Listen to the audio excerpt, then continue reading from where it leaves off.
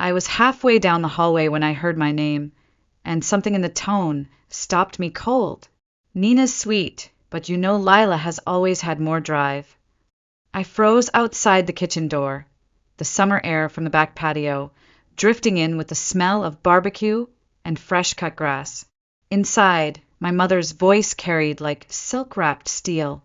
You need someone who will challenge you, Daniel. Someone with ambition. Not someone who spends her days painting sunsets and chasing feelings. I could barely breathe. My boyfriend, Daniel, was in that room. The same Daniel I'd dated for 3 years. The one I thought I'd marry. He'd gone to grab us drinks from the kitchen during my sister's graduation party, and I'd followed a minute later, wondering what was taking so long. Now I wished I hadn't. She's always been a dreamer, Margaret, Daniel said, his voice low. But I love her. Do you? There was a pause. I pressed my back to the wall, willing the conversation to end. Instead, it twisted deeper. Love is important, my mother said gently, but it isn't everything. You want a future, don't you? Something solid? Lila just made junior partner at one of the most prestigious firms in Charlotte. Nina still lives in a studio filled with unfinished canvases. Think long term. I couldn't see them, but I could picture her placing a hand on his arm the way she always did. Warm, motherly, persuasive. She's not going to be able to build with you, Daniel, my mother continued. Not like Lila can. And be honest, haven't you felt that too? The silence was louder than anything else. When Daniel finally spoke, it wasn't a protest. It was a sigh, a thoughtful one. Maybe. I just didn't want to admit it. That's when I left, quietly, without a word. I walked back through the garden, past my cousins laughing by the pool, past the twinkle lights my father had strung up in the trees. I smiled when people waved, hugged Lila when she approached me with a glow of achievement on her perfect face. I stayed until the party ended, but something inside me had already broken. Over the next few weeks, the cracks spread fast. Daniel started talking about Lila in little ways, how confident she was during her graduation speech, how cool it was that she'd already landed clients.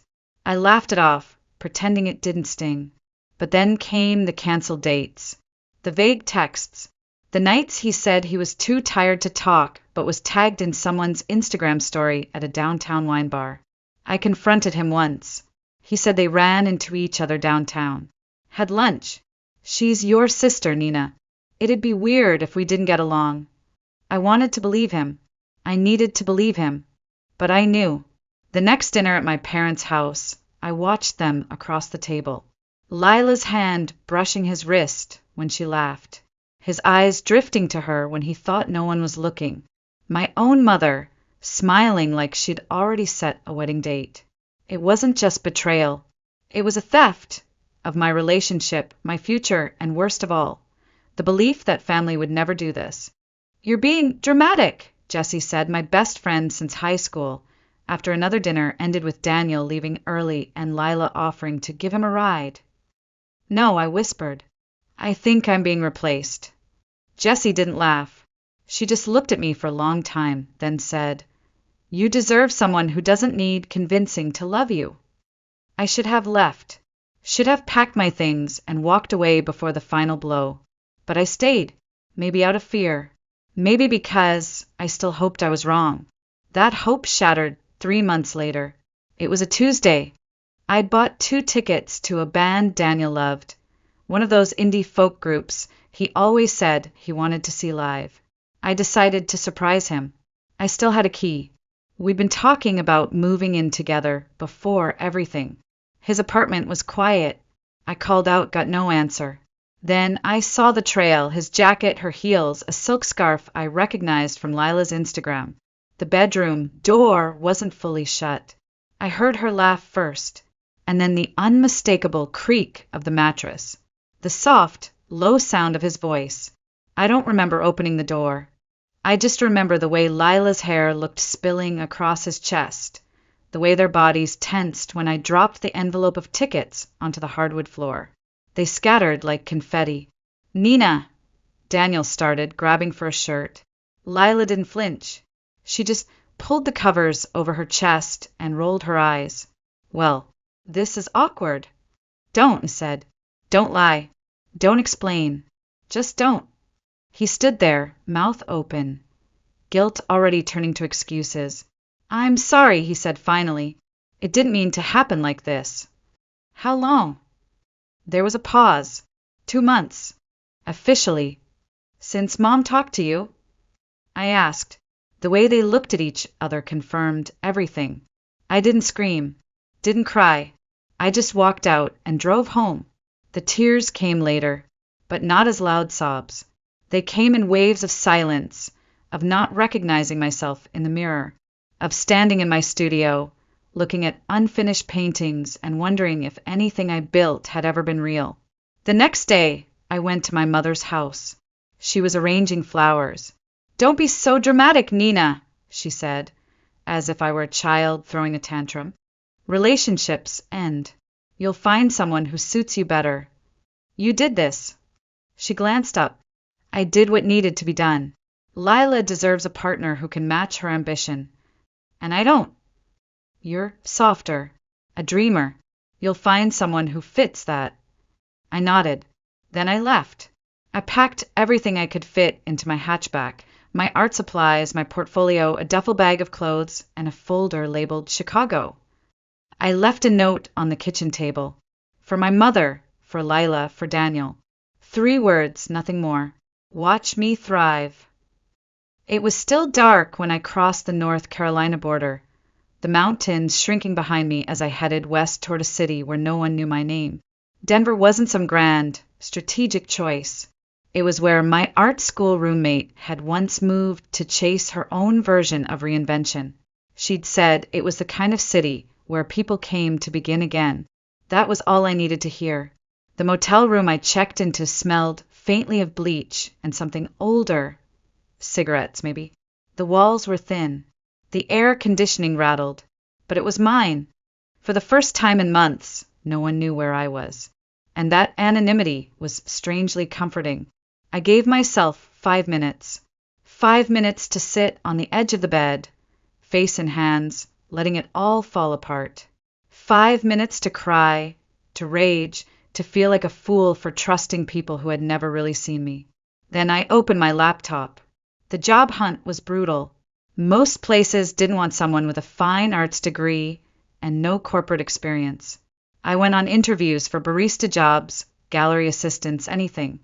My savings, never large to begin with, dwindled fast.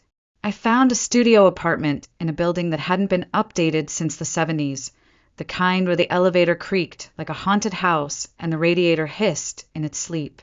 But it had 4 walls, and a lock, and a window that looked out over a used bookstore and a noodle shop.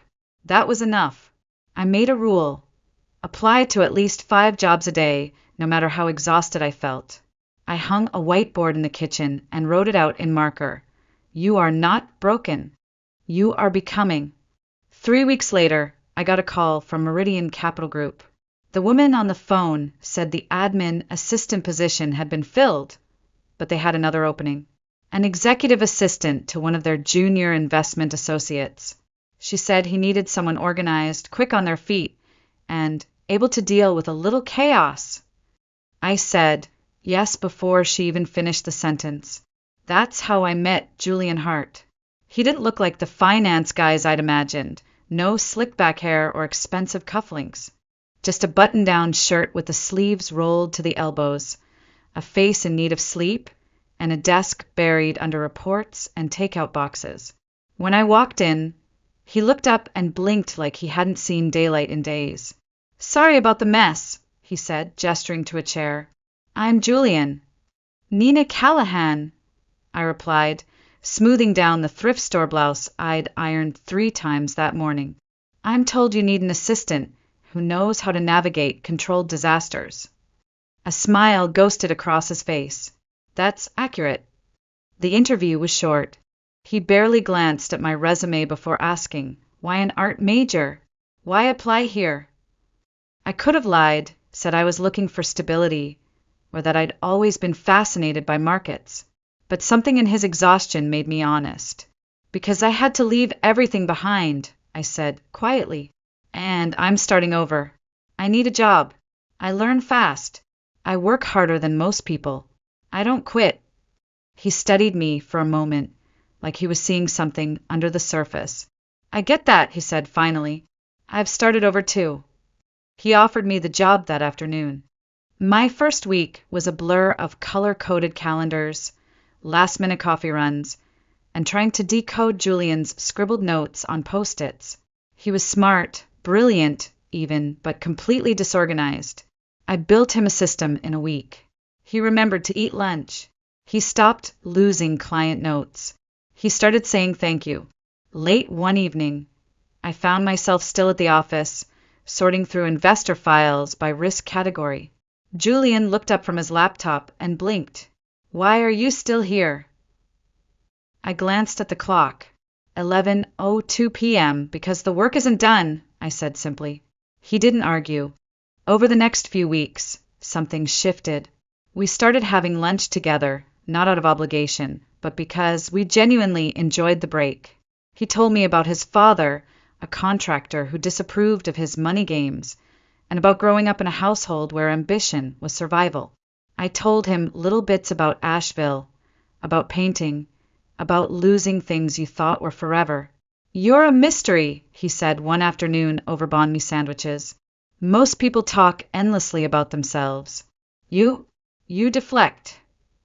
Maybe I'm just boring. He shook his head, not even a little. We didn't flirt. Not really.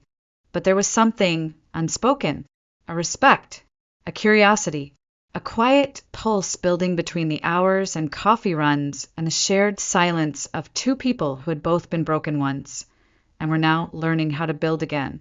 One night, as I was locking up his office, he handed me a folder. What's this? A business plan, he said. Something I've been working on for years. I want to start something of my own, something real. I think you should be part of it. I blinked. Julian, I'm just your assistant. No, he said, voice low but certain. You're the person who makes things work. And in that moment, for the first time in a long time, I believed him. Starting a business sounded glamorous on paper. In reality, it was building IKEA desks at midnight in a one-bedroom apartment, calculating burn rates with grocery store receipts, and answering emails from the couch because the dining table was now Conference Central. But we did it anyway. We called it Hart and Callahan Capital, a boutique investment firm focused on sustainability, equity, and small businesses often ignored by traditional firms. We had no office, no interns, no fancy glass walls. Just a mission, 2 laptops, and enough shared determination to light up the Rockies. I remember the night we filed our LLC paperwork. Julian looked at the confirmation email, then at me and said, Guess we're really doing this. We are, I whispered, and we're either brilliant or completely out of our minds. He grinned. Let's find out. The days were long. The nights were longer. I split my time between organizing investor decks, teaching myself accounting basics, and temping at an art gallery uptown to help cover rent. Julian worked 16-hour days developing pitch strategies, attending local networking events, and cold calling potential clients. He had a gift with words. I had a gift for order. Together, we kept each other standing. We didn't talk about what was happening between us. Not directly, but something shifted the night the power went out during a snowstorm. We were both still up working, surrounded by notes and Chinese takeout. I went to the window to light a candle. He followed, stopping beside me in the half-dark, the city below glowing under a thick blanket of white. He didn't say anything. He just kissed me, soft, intentional, certain. When he pulled back, he didn't apologize. He just whispered, I've wanted to do that for a long time. We didn't define anything. Not right away. But after that night, it became normal to wake up tangled together on the couch, to pour coffee into mismatched mugs while reviewing investor proposals, to share quiet moments in between chaos that felt more like home than anything I'd known. 6 months later, Julian proposed. No ring, no orchestra, Just us sitting on my living room floor in sweatpants, surrounded by sticky notes and budget projections. "Marry me," he said, looking up from a spreadsheet. "Be my partner in everything." I blinked. "People will say it's too soon." "Let them." I said yes.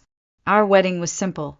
Just us, a courthouse, my best friend Jesse, who flew in from Philadelphia with a box of tissues, and Julian's brother Marcus. I wore a cream midi dress I found secondhand. Julian wore a charcoal suit with a coffee stain on the cuff he hadn't noticed until after we said our vows. We had dinner at the Vietnamese restaurant where we used to grab lunch during our Meridian days. Mrs. Nguyen, the owner, brought out champagne saved for special people and made us take a picture under the lanterns. That night, we didn't dance or toast with 100 guests. We just held each other on the tiny couch in our apartment, surrounded by half-assembled shelving units and a giant whiteboard that read, "Clients Week 1 goals." Julian brushed my hair back and said, "This is the beginning, isn't it?" It is. Our beginning wasn't perfect. It was chaotic, messy, underfunded, and exhausting. But it was ours. It was built from the ground up, not handed to us, not stolen from someone else, not built to impress anyone but ourselves. The next 6 months tested every part of our relationship. We fought over money, over timing, over whether to expand too quickly or wait. Julian wanted to reinvest everything back into the business. I wanted to keep enough in reserve to survive slow months. We slammed doors. We went silent for 2 days. But in the end, we always returned to the table, tired, humbled, and ready to compromise. "I'm not afraid of risk," I told him one night, "but I'm also not afraid to protect what we've built." And he listened. That was the difference. He listened. Our first big break came from a small clean energy company in Boulder. They were looking for investors who didn't just see them as a quick return. Julian worked on the pitch for 3 weeks. I designed the decks, formatted the reports, even created mock-ups of their long-term impact using data visualizations I'd learned on YouTube at 2 a.m. They said yes. Then they told 3 of their partners. Momentum arrived like a rising tide. We didn't celebrate with champagne. We celebrated with spring rolls and cheap wine in coffee mugs. "To our first real client," Julian toasted. "To surviving the worst nights," I added. "To my brilliant wife," he said, raising his cup, "who never stopped believing in this, even when I almost did." That night, I realized something had shifted again. We weren't just surviving. We were building a life, a business, a love that grew in between the cracks left by what others had broken. And for the first time since leaving Asheville, I didn't feel like I was running anymore. I felt like I was home. 3 years passed. Our company outgrew the apartment first, then the co-working space, then the tiny office above the bakery with the leaky pipes. By the time we signed the lease on our downtown space, a sleek, light-filled suite with glass walls and an actual reception desk, we had 10 full-time employees, a client roster stretching across 3 states, and a reputation for doing things differently. Julian handled vision and outreach. I handled everything else: systems, hiring, operations, risk management. Together, we built something that felt solid, respected, real. People started noticing. So did the industry. One crisp fall morning, as I was reviewing Q3 numbers, Julian slid a folded financial magazine across the breakfast table. "You might want to see this." I glanced down at the small headline in the corner. "Davis and Associates faces bankruptcy after failed expansion." The name hit me like a brick to the chest. I hadn't thought of them in months, maybe longer. But there it was. Davis. Lila's law firm. The same firm she had built with Daniel after he left his previous firm to join her post-graduation. After he left me, I tried to keep my voice even. "I didn't know you followed legal news out of Asheville." "I don't," Julian said, tone careful. "But their firm handles compliance for Meridian Group." That got my attention. Meridian's on our shortlist for sustainable portfolio acquisition, he continued. We've been vetting them for 2 quarters. I stared at the page. It didn't feel real. A lifetime ago, I'd walked out of Daniel's apartment and left everything behind. Now his company's collapse might bring him straight back into mine, through the front doors of the business I'd built from scratch. Julian watched me closely. I wanted you to hear it from me before the office starts buzzing. They're connected to Meridian? Daniel is Meridian's compliance officer. Lila's firm is their primary legal contractor. Or was. The irony burned, but it didn't sting. Not anymore. Does it change the acquisition plans? I asked. That depends on you. I blinked. You'd walk away from the deal just for me? If you needed me to, he said simply. And that, more than anything, reminded me why I'd said yes to him. Why I'd trusted him when I didn't trust anyone else. Don't be ridiculous, I said, quietly reaching for his hand. It's just business. The deal moved forward. 2 weeks later, it was official. Hart and Callahan Capital would acquire Meridian's sustainable energy portfolio and integrate it under our firm. Meridian would maintain its brand, but operate under our leadership structure. Daniel would remain in his role, now reporting indirectly to one of our regional directors. Technically, he worked for me, and I wasn't the only one who noticed. Let's host a gala, Julian suggested one evening as we reviewed the quarterly report. I raised an eyebrow. We don't usually celebrate acquisitions. This one feels personal, he said with a knowing look. Plus, it's a great excuse to showcase our impact to new investors and to formally welcome the Meridian team into the fold. I hesitated. Julian leaned forward. Invite them, Nina. All of them. Lila. Daniel. Your mother, if you want. My chest tightened. You think that's a good idea? I think it's time they saw what you've built. Not for revenge. For recognition. I sat in silence, the weight of the past creeping up behind my shoulders. I don't want them to think I'm flaunting success. They won't, Julian said gently. They'll see a woman who left, rebuilt, and became more than they ever imagined. That night, I pulled out my laptop. The gala would be hosted at the Denver Museum of Nature and Science, our favorite venue, sustainable, elegant, full of quiet wonder. I reviewed guest lists, vendor quotes, floral options, all while drafting 3 invitations I never expected to write.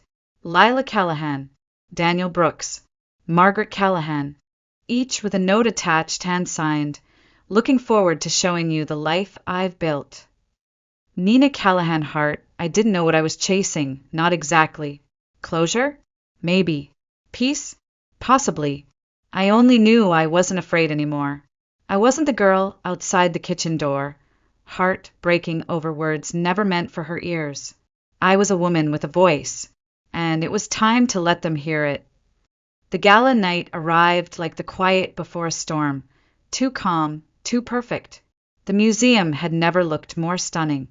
Under soft amber lighting, the vaulted ceilings shimmered above a sea of linen-draped tables, lush green centerpieces, and display screens showcasing our portfolio impact.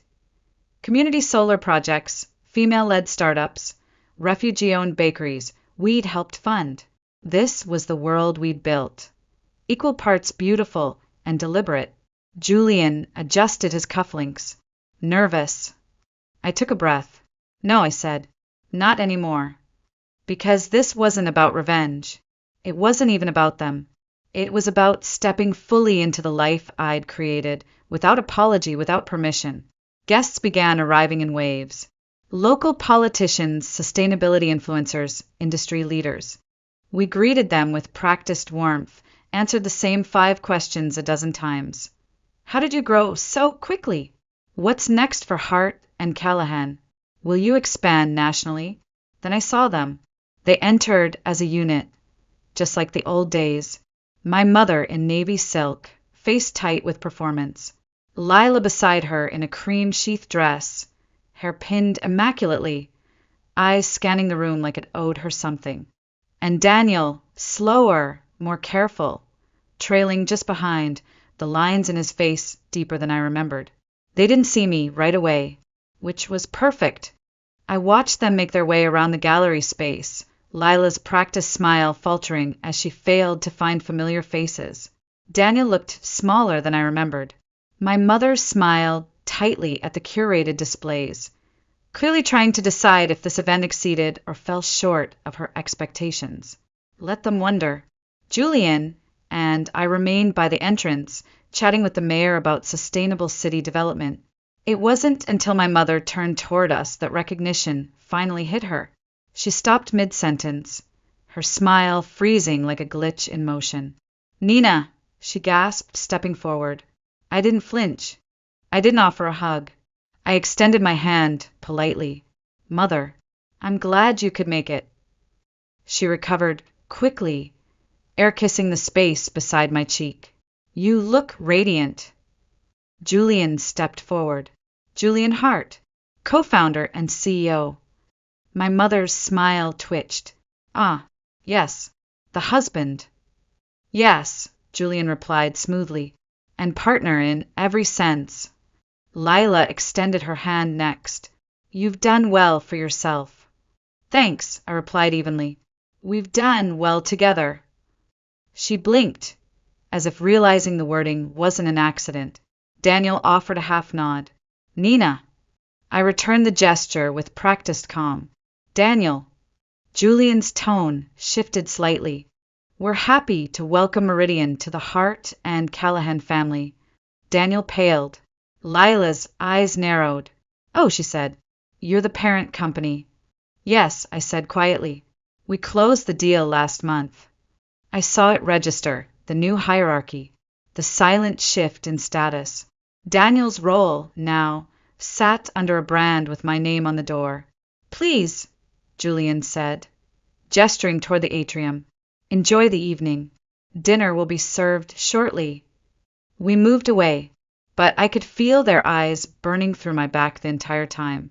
During dinner, I gave a short welcome speech. I thanked our team, our clients, and the communities that had trusted us. I ended with a note about sustainable legacies. How true success comes not from chasing the loudest victories, but from building quietly and purposefully, one choice at a time. Julian followed with the announcement about Meridian's integration. Cameras flashed. Applause echoed. Daniel's name was mentioned once in passing as part of the compliance team. When we sat back down, my hands were steady. Later, at the dessert table, my mother approached again. "I always knew you'd do something big," she said, as if rewriting history mid-sentence. "Did you?" She tilted her head. "You always had potential. You just needed direction." "No," I said calmly. "I needed belief. You gave that to Lila. I gave it to myself." She sipped her champagne. "Lila and Daniel are going through a rough time. Maybe you could speak to Julian about—" "No," I said softly. Her eyes narrowed. "You would deny your own family support?" "I didn't say that," I said. "I'm no longer the person who lets guilt override boundaries." She didn't speak again. A while later, Lila found me near the courtyard doors. "Your husband is—" "Impressive," she said flatly. I smiled. "Yes, he is. He speaks about you like you run the company." "I do." There was a pause. "You know," she added with brittle poise, "we were happy for a while." "I believe that," I said gently. "But happiness built on someone else's pain never lasts." She blinked, maybe from the truth, maybe from surprise. "You always wanted to be seen as stronger, Lila," I continued.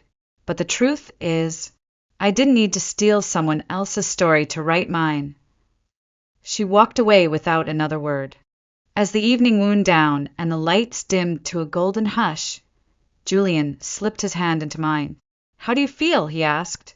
I exhaled. "Lighter," I said, like I finally put something down that I didn't realize I was still carrying. He nodded. "They seemed smaller than you remembered." I smiled faintly. "No, I just got bigger." The house was quiet when we got home. Julian loosened his tie and tossed his jacket onto the back of a chair. I kicked off my heels and padded into the kitchen, pulling the leftover chocolate mousse from the fridge. We ate it standing up, sharing the container with 2 spoons, leaning against the counter under warm pendant lights. "So," Julian said, watching me closely, "now that it's over, how do you really feel?" I paused, not triumphant, not angry, not even smug. "Free," I said, finally, like I finally stopped waiting for something I didn't realize I still wanted. An apology, maybe, or recognition, or just for them to say I mattered. I set down my spoon, but tonight I realized I don't need it anymore. I don't need anything from them. Julian smiled softly. That's what healing looks like. I looked at him, at this man who had stood beside me through every fragile beginning, every unsure step. He never needed me to be perfect. He never compared. He just chose me, over and over. And I realized something. If Lila had never taken Daniel, if my mother had never pushed me aside, if I had been the daughter she praised, the girlfriend he married, I might never have left. I might have stayed in that suffocating town, working a small gallery job, trying to please a family who only loved me when I fit their mold. I might have spent a lifetime shrinking myself into someone they could accept. But they betrayed me, and in doing so, they set me free. I looked around the kitchen, our kitchen. It wasn't grand. It wasn't a palace, but every inch of it had been earned. Every light fixture, every coffee stain on the countertop, every framed print from my old art school days, it was all real. It was all mine. Do you think they regret it? I asked softly. Julian didn't answer right away. "I think," he said eventually, "they regret who you became without them. Not because they miss you, but because they can't claim credit." That landed deeper than I expected. Because he was right. They didn't want my happiness. They wanted control over it. And when they lost that, they lost their grip on me entirely. I took his hand. "Thank you," I said, "for never making me feel like I had to prove I was worthy." "You never had to," he said simply. "I saw you from the beginning." I rested my head on his shoulder. In the silence, I thought about the girl I used to be, the one who stood outside that kitchen door, listening to her mother rewrite her future in real time. She would have cried. She would have begged.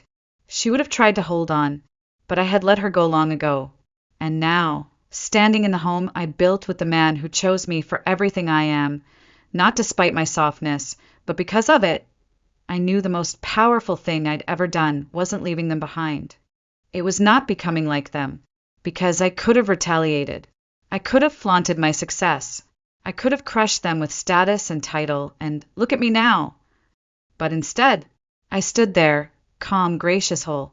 And when they looked at me, they didn't see revenge. They saw a life that no longer needed them. And that was the loudest silence I could ever give them. I squeezed Julian's hand. "Let's go to bed." He smiled. "Long day of empire building tomorrow?" "No," I said. "Long day of painting." He blinked. "You're painting again." I nodded. "Started last week. Nothing big. Just something for the hallway. Will I get to see it?" Eventually. And I meant it, because I was no longer trying to prove myself. Not to anyone. I was simply creating again, out of joy, not pain. That night, as I climbed into bed beside the man I chose and who chose me back, I realized I had finally reclaimed everything they tried to take: my voice, my peace, my power, and above all, myself. The clinking of wine glasses, the soft shuffle of forks against porcelain, and the occasional bursts of laughter filled the dining room like a practice performance. It was their anniversary, 50 years of Gerald and Ruth Evans, and the house was packed with relatives, neighbors, and old friends who never stayed long enough to see what happened when the curtains fell. I sat at the far end of the table, exactly where I always sat. Not quite in the frame, not quite out of it. The room was warm with candlelight, the chandelier above scattering soft shadows across the oak table. Kyle, my older brother, held court as usual, retelling stories where he was always the hero. My mother giggled at all the right moments, eyes bright with pride. My father? He didn't even look my way. He hadn't said a word to me since I walked in. Just a tight nod that might have been a blink if I hadn't paid attention. I tried to smile through it. I had told myself this dinner would be different. I had bought a new dress, one that felt like strength, not softness. I had even brought a small gift, an old photo of our family, restored and framed in polished walnut. It sat unopened beside the centerpiece, like I hadn't handed it over an hour ago. I was about to excuse myself quietly when my father's voice cut through the room. Don't pretend you matter to us. The sentence hung in the air like smoke. Slow, suffocating. Then he added, without even turning his head, You're just here because your mother insisted. Every fork paused midair. My chest tightened. My hands curled in my lap to keep from shaking. But the worst part wasn't the words themselves, it was how normal they felt. Like they were part of some unspoken script I'd memorized since childhood. Like I should have seen them coming. Kyle let out a short laugh, then muttered, Honestly, we forget you exist half the time. I looked around. No one moved to stop him. No one said my name. The same faces I knew all my life, and not one of them looked surprised. The heat in my chest rose, so quickly I thought I might choke on it. But no tears came. Not this time. Instead, I reached for my glass of water, tapped the rim with the handle of my fork. Once. Clear and deliberate. The room fell silent, even Kyle's grin faltered. I won't take much of your time, I said. My voice was steady, almost too steady.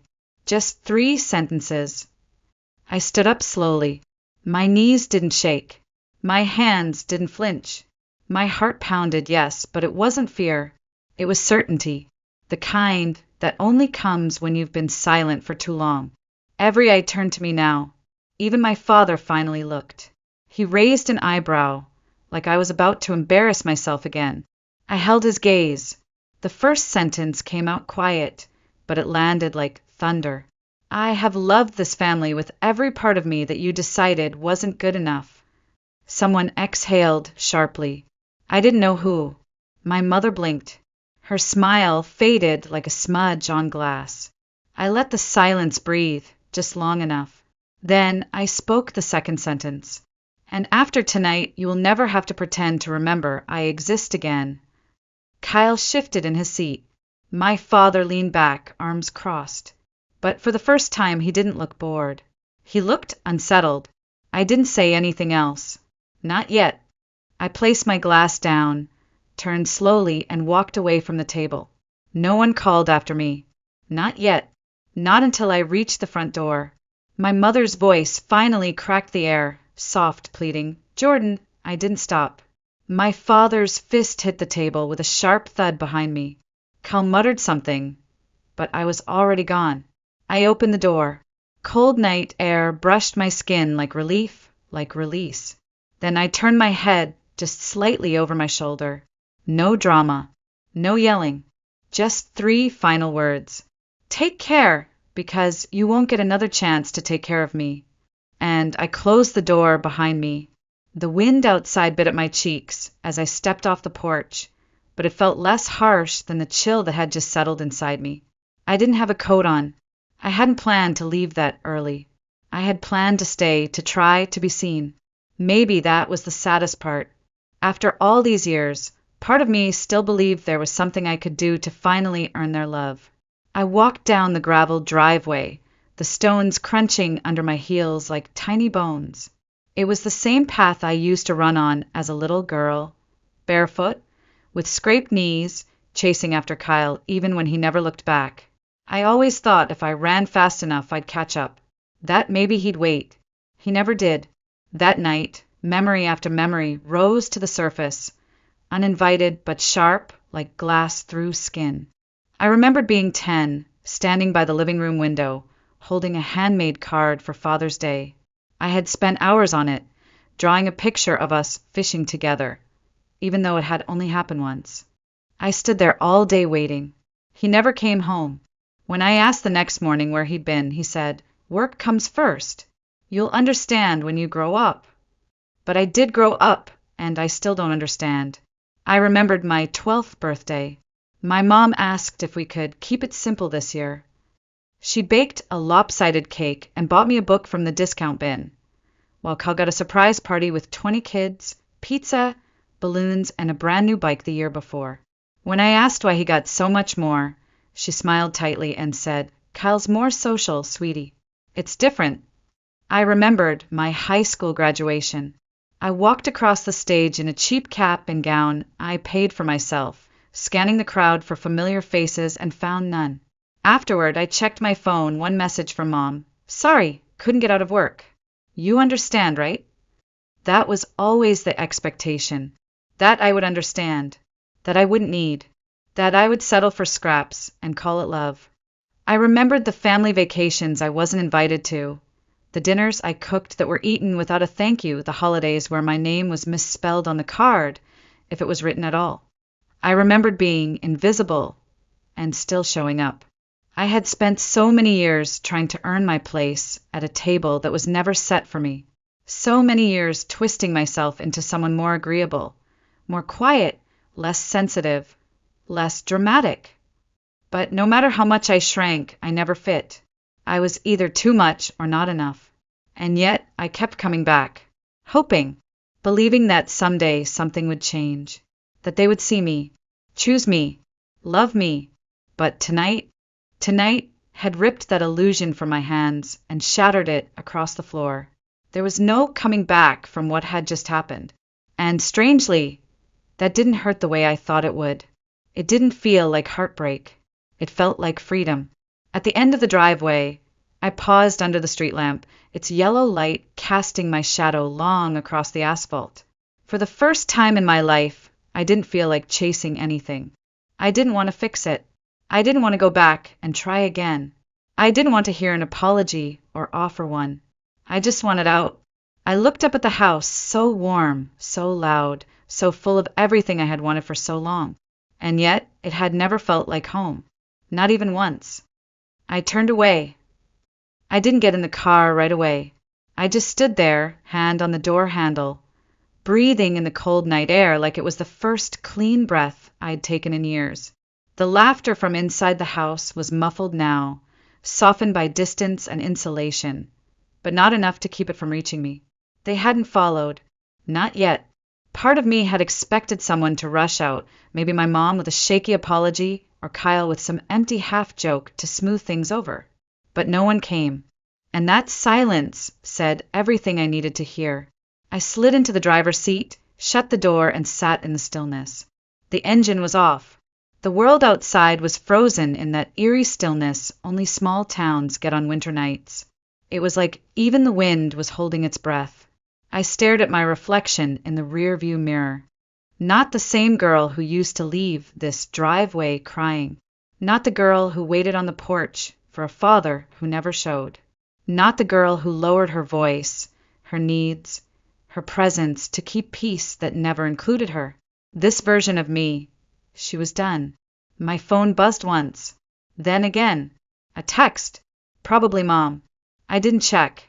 I reached over, put the phone in airplane mode, and tossed it into the glove compartment.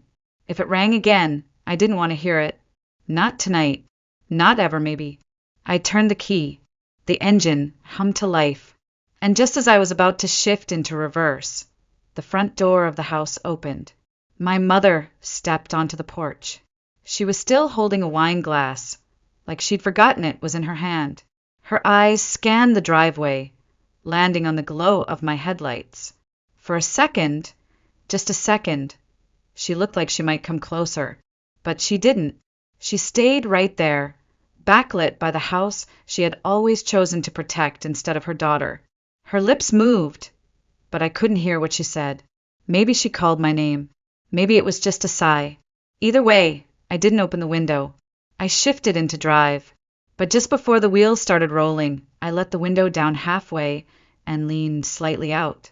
I didn't raise my voice. I didn't cry. I simply spoke, the third sentence I had promised. Take care of yourselves, because you'll never get another chance to take care of me. Then I rolled the window back up, and I left. No horns, no screeching tires, just the quiet crunch of gravel beneath my tires as I pulled away. I didn't look back, not when my father slammed the door behind my mother, rattling the siding, not when Kyle shouted something unintelligible from the porch, not even when the house finally disappeared from my mirror. I drove in silence, letting the radio stay off, letting the weight slide off me mile by mile. It wasn't rage that powered me. It wasn't revenge. It was something quieter, something heavier, like a stone finally being set down after carrying it too long. By the time I reached the main road, I felt weightless. And for the first time in 31 years, I wasn't wondering what they thought of me. I wasn't hoping they'd reach out. I wasn't waiting for a sorry. I had closed the door, both literally and emotionally, and the click behind me had sounded like a full sentence, a sentence that meant, I'm done. My apartment wasn't much, just a studio tucked above an old bakery downtown, but it smelled like cinnamon in the mornings and quiet at night. And after the noise I'd left behind, that quiet felt like grace. I kicked off my shoes and dropped my purse on the kitchen counter, still in the same clothes from the dinner. My coat hung untouched by the door. I didn't cry. I thought I might. I thought the adrenaline would crash and leave me curled on the floor, sobbing for what could have been. But the tears never came. Just a strange, slow warmth, like my body was finally thawing after decades in the cold. I poured a glass of water, sat on the edge of my bed, looked around at the space that was entirely mine. There were no family photos on the walls. No heirlooms, no inherited furniture. Just books I loved, messy notes taped above my desk, a houseplant I kept forgetting to water, and a second-hand lamp that cast the room in soft amber light. It didn't look like much, but for the first time it felt like home. The silence was thick, but not heavy, not hostile. It wasn't the kind of silence I'd grown up with, the kind that punished. This was different. This silence was permission. Permission to rest. Permission to be. I curled up under the quilt my college roommate had given me years ago and let the weight of the night settle in. I thought I might sleep restlessly, but instead, I drifted off faster than I had in months, maybe years. The next morning, I made coffee slowly like it was a ritual. I didn't check my phone. I didn't open emails. I just sat by the window, steam curling up from the mug in my hands, and watched the street below come alive. People heading to work, kids laughing in puffy jackets, shopkeepers unlocking their doors. The world kept moving. And for once, I didn't feel like I was missing anything. But the ache still lingered, not for them, not really. For the idea of them. For the fantasy I'd clung to, that somewhere deep down, my parents loved me in a way they just didn't know how to express. That if I was patient enough, quiet enough, good enough, they would finally turn toward me. I had spent so long living in that fantasy, I hadn't realized how much it was costing me. That night at the dinner table hadn't destroyed me, it had freed me. Because once the illusion shattered, all that was left was the truth. They didn't see me. They never had. And I didn't need them to anymore. I got dressed and stepped outside into the crisp Vermont air. The city felt different that day, not softer, but less urgent. Like I wasn't racing to catch up to anyone else's expectations. Like I finally had the space to ask, what do I want? I didn't have answers yet, but for the first time I had the question. Later that afternoon, I found myself wandering into a small bookshop I used to love in college. The owner, a woman named Grace, still recognized me. She didn't ask where I'd been. She didn't mention family or holidays. She just said, glad to see you again, and let me browse in peace. I picked up a journal, a simple one. No flowers, no quotes, just a blank cover and empty pages. At home, I wrote the first sentence on the first page. I don't owe anyone my silence ever again. That night, I lit a candle, sat cross-legged on the floor, and wrote until my hand cramped. Not about them, but about me. My thoughts, my fears, my dreams, I didn't need anyone to read it. I just needed to hear myself for once. And in that small, flickering light, something inside me shifted. I was no longer the invisible daughter. I was just Jordan.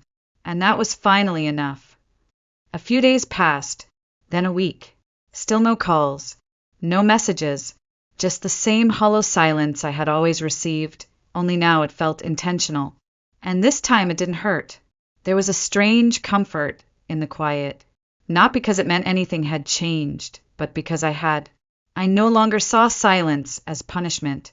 I saw it as proof that I had stepped away from something toxic and it hadn't come chasing after me. One evening, I unlocked my phone and opened the family group chat. Still there, still named Evan's crew. It had been weeks since anyone said a word. The last message was a meme Kyle sent about football. No replies, no reactions, just empty blue bubbles floating in digital space. I stared at it for a while. My name was still listed, still included, but that inclusion meant nothing. It never had. My thumb hovered over the screen, and then, without fanfare, I tapped Leave Group. Are you sure you want to leave this conversation? Yes. The screen blinked. Then it was gone. I exhaled. No trumpets sounded. No dramatic swell of music. Just peace. A soft, honest kind of peace that filled the spaces where guilt used to sit. I had left the conversation years ago. This was just the final click. I made tea, pulled a blanket over my legs, and opened my journal. At the top of a fresh page, I wrote, "Sometimes healing is the absence of noise." Then I opened my laptop and dug through old photo folders. I wasn't looking for anything in particular, just following a thread. After a few minutes, I stumbled across a picture I hadn't seen in years. It was from a family barbecue. Some cousin's birthday, I think. In the photo, everyone was crowded around the table, arms around each other, laughing. And there I was, off to the side, sitting alone on the edge of the patio, half in shadow. Forgotten, barely in the frame. I remembered keeping that photo, not because it brought me joy, but because it reminded me of how I had spent my life on the outskirts, always trying to lean in, always hoping someone would wave me over. This time, I didn't just look at the picture. I posted it. No tags, no dramatic caption, just a simple sentence under it. Sometimes the best thing you can do is stop sitting where you were never invited to be seen. I hit post, set my phone face down, and went back to folding laundry. It didn't take long. Within an hour, I had messages from cousins I hadn't spoken to in years. A few sent hearts. One aunt simply wrote, "I see you." Another messaged privately, "Took me 40 years to get there too. Proud of you." But from my parents, nothing. From Kyle, nothing. And that silence, it felt perfect, because it was honest. It told me everything I needed to know without saying a word. That night, I treated myself to dinner at a cozy bistro down the street. I brought a book, ordered dessert without shame, and watched the city move around me through the window. I felt like a ghost returning to her own body. Later, as I walked home beneath the soft glow of the street lamps, I realized something. I wasn't mourning the loss of my family anymore. I was celebrating the return of myself. It was a rainy Thursday when my phone buzzed with an unfamiliar number. I hesitated. The screen lit up again, persistent but soft. Something in my chest shifted. I didn't know how, but I knew it was her. I answered without a greeting. "Jordan." The voice was thinner than I remembered. My mother. There was a pause, like she was waiting for permission to go on. I gave her none.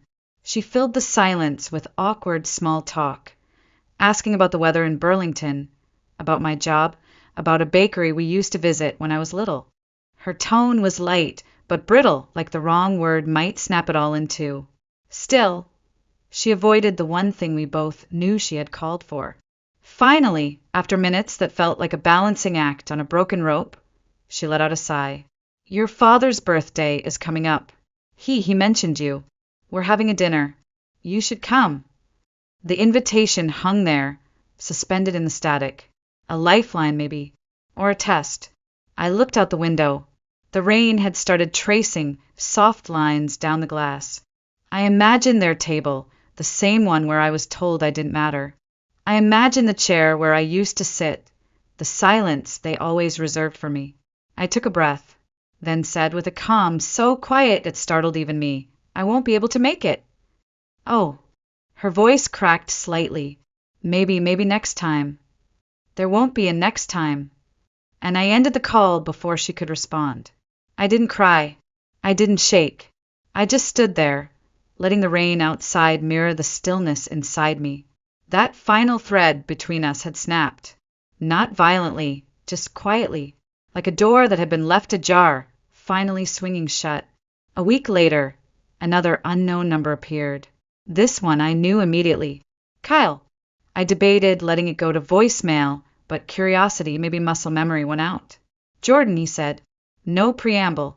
No fake cheer. Just my name, raw and unpolished. There was silence for a beat, and then he added, "We were talking about you the other night." I didn't respond. "It's weird not having you around," he continued. "Mom cries sometimes." I let him speak.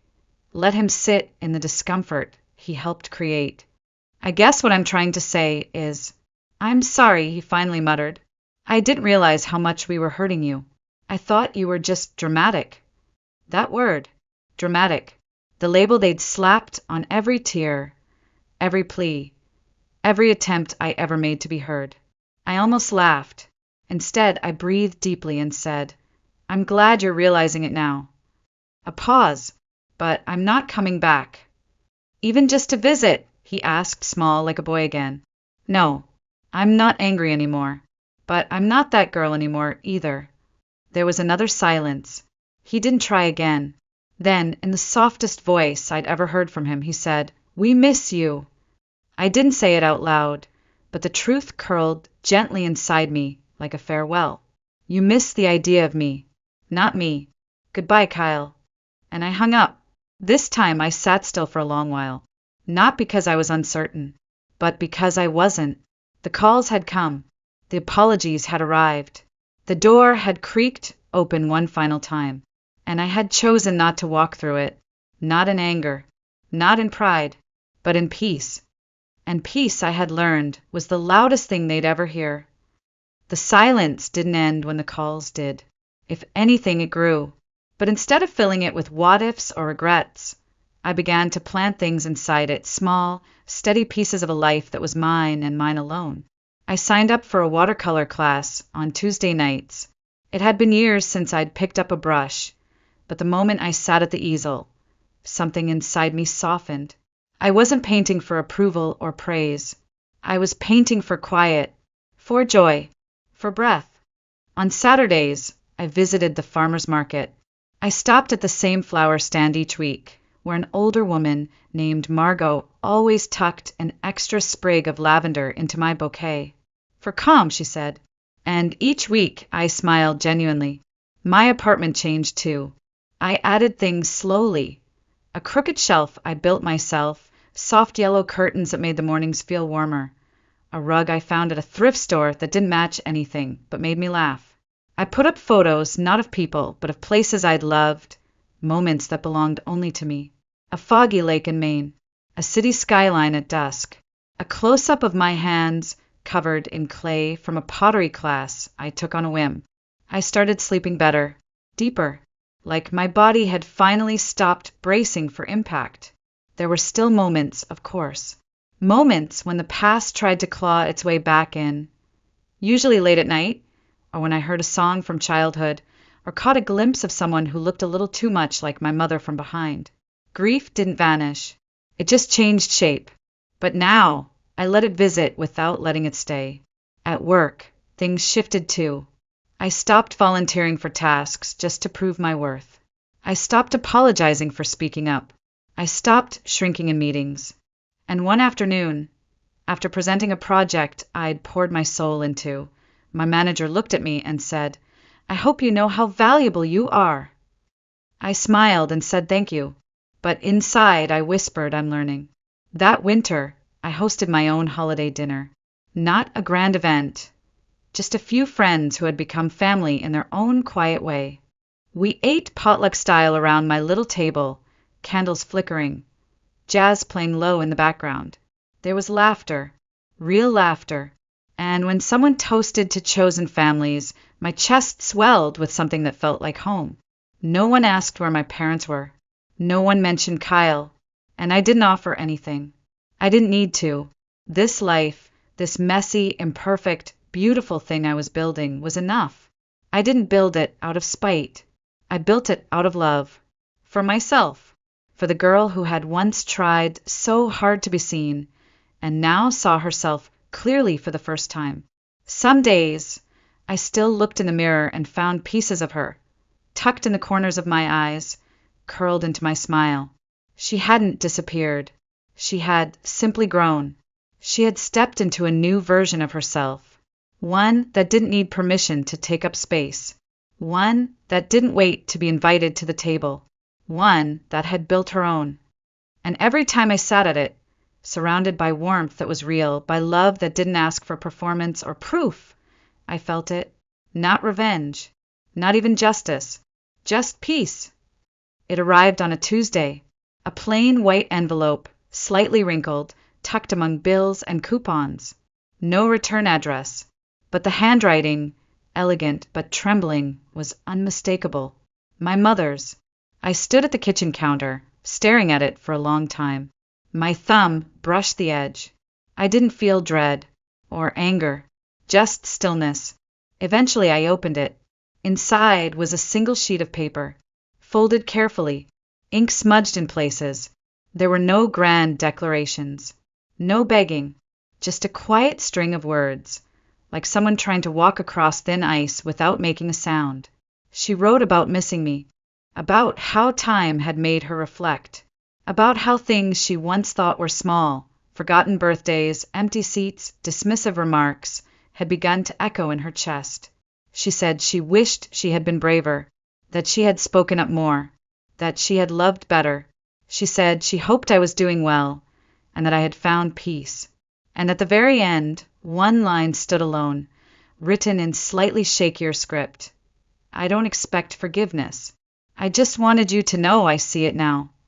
I folded the letter slowly, placed it back into the envelope, and then I sat, not overwhelmed, not broken, just present, because I knew that letter wasn't really for me.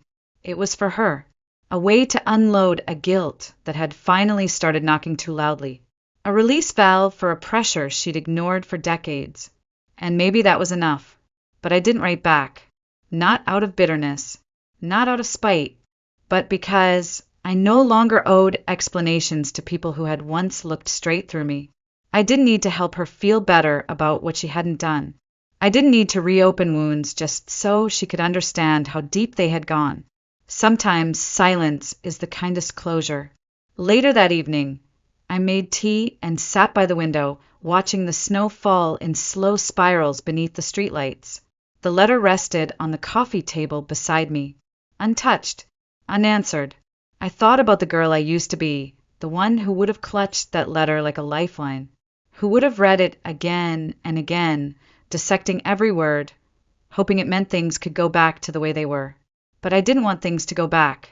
That version of me was gone, and in her place was someone who had survived, someone who had chosen herself. I picked up the envelope and tucked it into a drawer, not to hide it, but to place it where it belonged in the past. Then I lit a candle, the same one I always lit when I needed grounding, and I whispered, not for anyone else to hear, "I'm not angry. I'm free." There was no celebration, no cathartic sobbing, just a quiet acceptance that felt heavier and holier than anything I'd ever known. And in that stillness, I made a promise to myself. I would no longer carry other people's shame. I would no longer make room at my table for those who once told me I didn't belong. I would live a life so full, so rich with honesty and peace that no apology, late or otherwise, would ever be needed, because I had already given myself everything they couldn't. And that, in the end, was the truest closure of all. Months passed, and with every one of them, the distance between me and the life I left behind grew wider, quieter. The chair I once occupied at family dinners? Still empty, I imagined.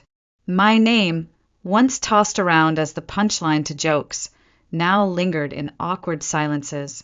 The space I left behind didn't just vanish, it expanded, echoed, asked questions none of them could answer. But I didn't have to be there to witness it, because my absence had become its own kind of presence. Not loud, not dramatic, just undeniable. I wasn't angry. I wasn't punishing them. I had simply removed myself from the role they cast me in without my consent. The role of the scapegoat, the outsider, the too sensitive one. And without me, the script no longer worked. There was power in that. More power than I'd ever found in confrontation. More than any slammed door or shouted monologue could have given me. I used to think closure meant mutual understanding. A hug, a tearful apology, a dramatic reunion where everyone saw the light and welcomed me back with open arms. But now I knew better. Closure was choosing not to explain, not to perform, not to hope. It was lighting a candle, cooking dinner for one, and dancing barefoot in my kitchen while the world outside went on. It was taking up space in a life I had built with my own hands, and not looking over my shoulder to see if they approved. One chilly evening, I walked into a quiet cafe tucked between two bookstores downtown, a place where no one knew my name, where no one expected anything from me. I ordered a cappuccino, sat by the window, and watched the world drift past in reflections and raindrops. I stirred the foam slowly, letting the heat warm my palms. No phone in my hand, no ghosts in my chest. I felt whole, not because someone told me I mattered, but because I had stopped asking. Somewhere behind me, a couple laughed. Someone else hummed along to the music overhead. And I, just me, sat still without ache or urgency. The past felt far away now, like an old dream that no longer fit. I didn't miss them. Not really. I missed who I had wanted them to be. I missed the family I'd invented in my mind to survive the one I had. But grief had softened its grip, and in its place was something steadier, gratitude. Gratitude that they had shown me exactly who they were. Gratitude that I had saved myself. Gratitude that the silence I once feared had become my sanctuary. Not long after that, I received another message. A letter. This time from an aunt I hadn't spoken to in years. She said she heard about what happened. Said people were talking, whispering, wondering. And I smiled, because they could wonder all they wanted. They could spin stories, trade blame, rewrite memories. But the truth didn't live with them anymore. It lived here, in the life I had built, in the voice I had reclaimed, in the space I had chosen. And it spoke loudest in the one thing they could never control, my silence. Sometimes the most beautiful revenge isn't revenge at all. It's walking away so completely that they can't even recognize who you've become. It's living so fully that their absence feels like relief. It's building a life so rooted in self-worth that no one gets to shake it again. And I had done it, not for them, for me. I had finally, fully chosen myself.